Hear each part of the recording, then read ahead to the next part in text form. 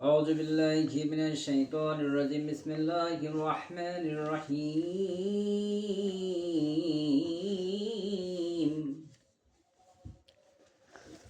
পরম করুণাময় আল্লাহর নামে শুরু করছি। তো সর্বপ্রথম সেই মহান আল্লাহ তাআলার উপর আমি শুকরিয়া আদায় করব, যিনি আমাকে আপনাদের সামনে কিছু কথা বলার তৌফিক দান করছেন। আলহামদুলিল্লাহ আলহামদুলিল্লাহ আলহামদুলিল্লাহ।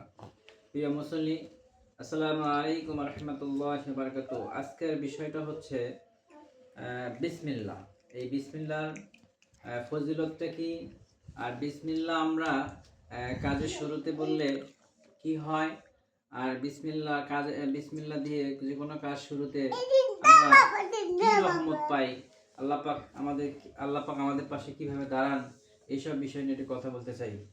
আমরা অনেকেই জানি যে সকল ভালো কাজের শুরুতে বিসমিল্লাহ এবং সকল ভালো কাজের শুরুতে আলহামদুলিল্লাহ বলতে হয়।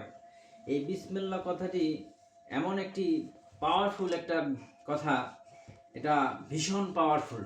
বিসমিল্লাহ একটা ভীষণ পাওয়ারফুল। যদি আমরা কোনো ভালো কাজের শুরুতে বিসমিল্লাহ বলি, তাহলে মহান আল্লাহ তাআলা উনি নিজেই আমাদেরকে সাহায্য সহযোগিতা করার জন্য এগিয়ে আসেন।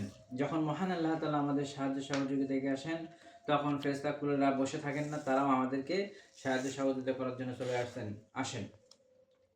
তো এখানে বিসমিল্লাহ শব্দটি শুধু বিসমিল্লাহ মানে যে আপনি যখন কোনো ভালো কাজ শুরু করবেন, এই ভালো কাজ শুরুতে যদি বিসমিল্লাহ বলা হয়, সেই কাজটা হয় অত্যন্ত সহজীকরণ হয়ে ওঠে। আল্লাহ তাআলার পক্ষ হইতে সাহায্য চলে আসেন এবং আল্লাহ তাআলা স্বয়ং এই কাজের সহযোগিতায় এগিয়ে আসেন, পাশাপাশি ফেরেশতারাও এগিয়ে আসেন।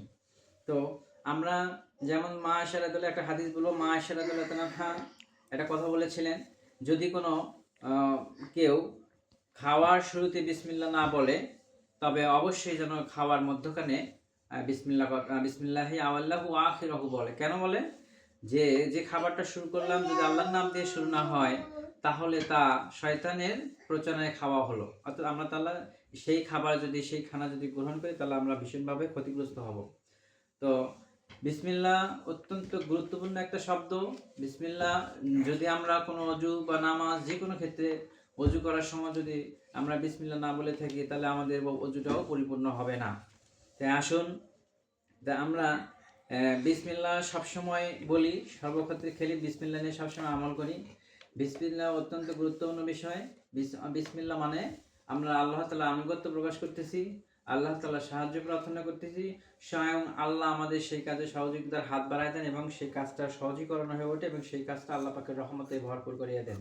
তা আমরা সবাই বিসমিল্লাহকে আমল করি। বিসমিল্লাহ নিয়ে আমরা জীবনের সঙ্গে ওতপ্রোতভাবে জড়িয়ে নেই।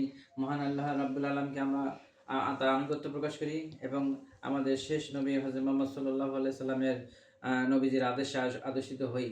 আমার এই কথার মাঝে কোনো ত্রুটি থাকলে অবশ্যই আমাকে মাফ করবেন ইনশাআল্লাহ। আসসালামু আলাইকুম ওয়া রাহমাতুল্লাহি ওয়া বারাকাতুহু।